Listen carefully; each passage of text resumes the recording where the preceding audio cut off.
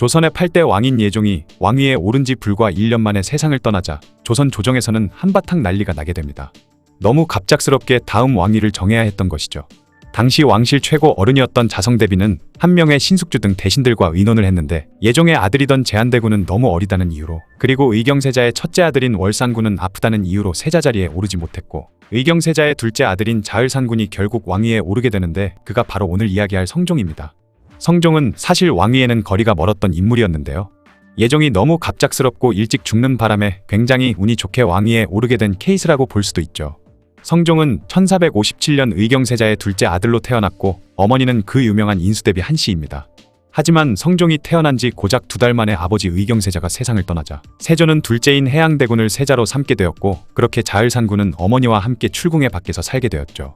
세자 빈자리에서 내려온 어머니 한씨는 이후 매우 엄격하게 자식들을 교육시켰다고 하는데요. 그 덕분인지는 몰라도 자을산군은 어려서부터 굉장히 총명한 모습을 보였고 행동거지도 침착하고 자신의 속내를 잘 드러내지 않으며 도량도 넓었다고 합니다.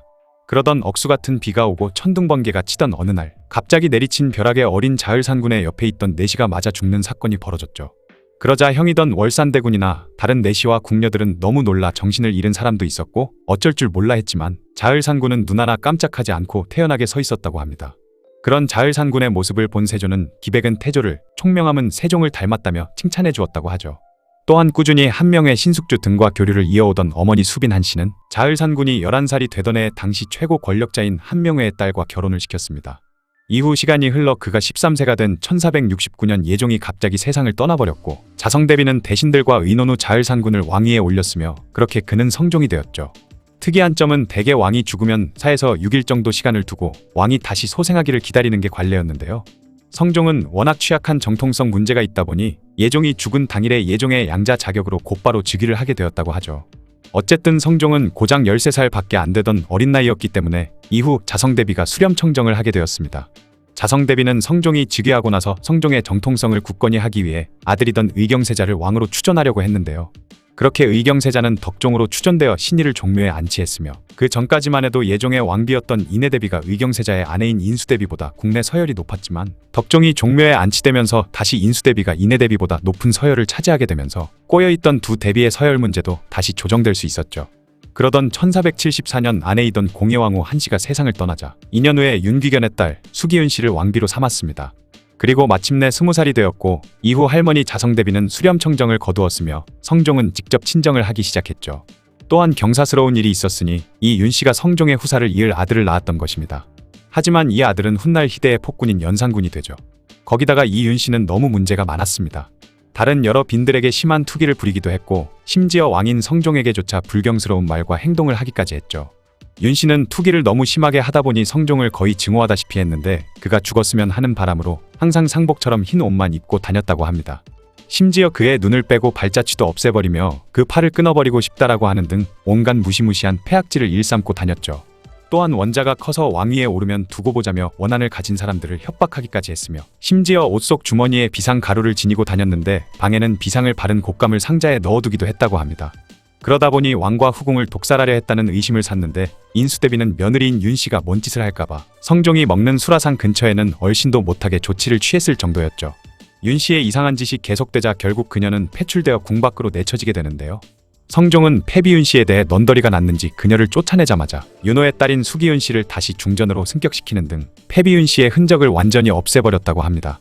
그리고 아예 관심을 끊어버렸는데 그래도 예전 국모였던 점을 감안해 그녀가 밖에서 먹고 살 수 있게 좀 예우해주자는 상소가 올라오면 아예 무시해버리기도 했고 어느 날 패비윤씨의 집에 도둑이 들자 집에 담장을 쌓아주고 조사를 하자는 상소를 올리니 패비윤씨 자신이 잘못해서 벌어진 일을 왜 내가 처리해야 하냐면서 그러면 한양에 도둑든 집들은 내가 다 고쳐줘야 하냐고까지 했다고 하죠.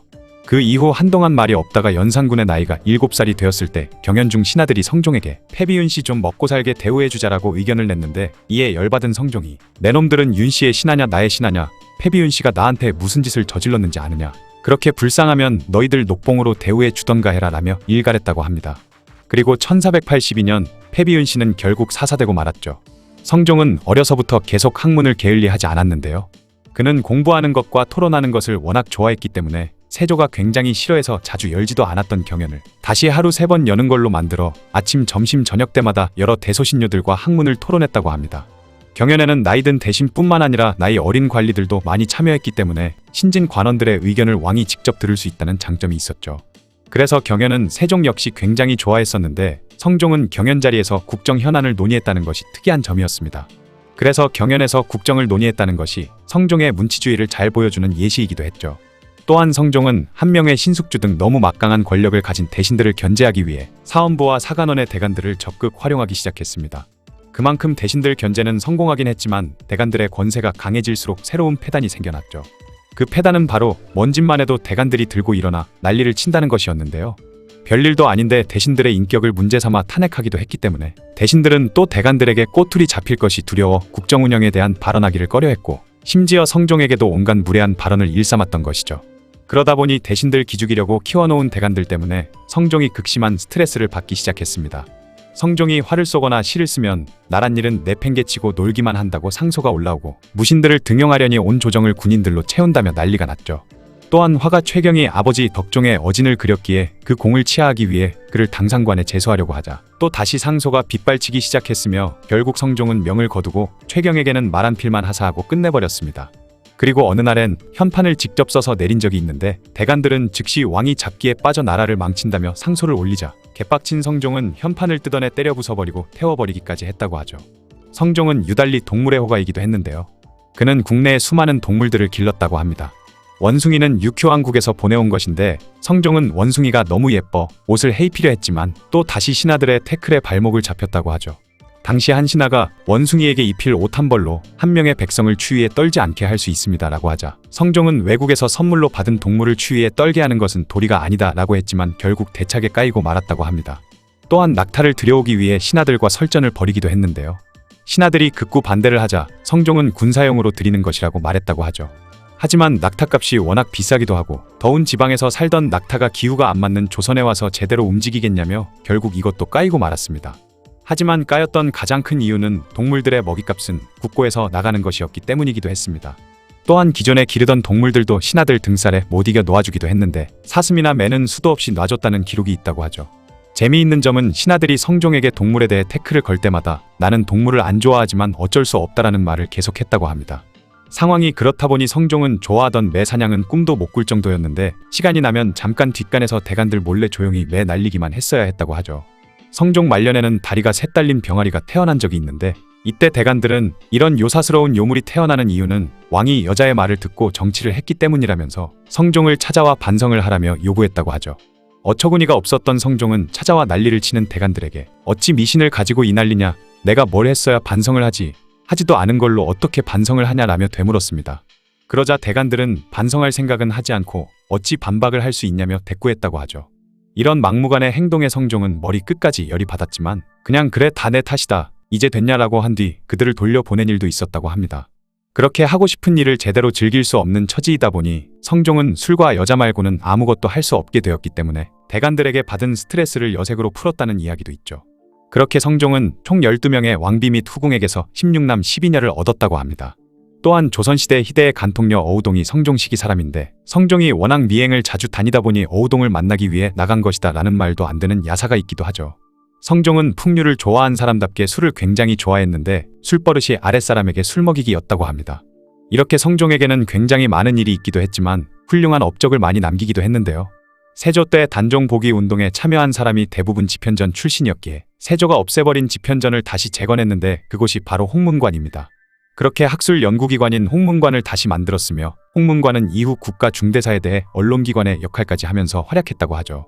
그리고 고려로부터 조선 초기까지 약 100여 년간에 걸쳐 반포된 여러 법전과 교지, 조례 그리고 관례 등을 총망라해 세조 때부터 편찬해오던 경국대전을 결국 1485년에 완성해 반포했습니다.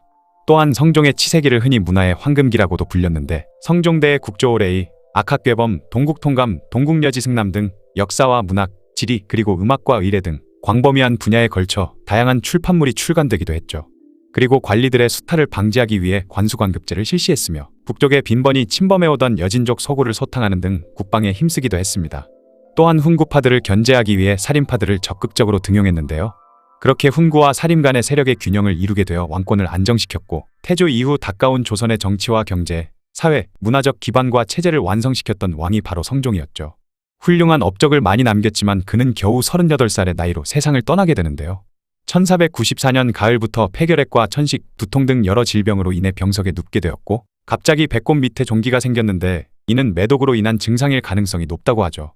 이후 성종의 병세는 계속해서 악화되다가 자신의 수명이 다한 걸 느꼈던 것인지 성종은 신하들과 연산군을 부른 다음 연산군에게 대리청정을 명했고 얼마 후 세상을 떠나고 말았습니다.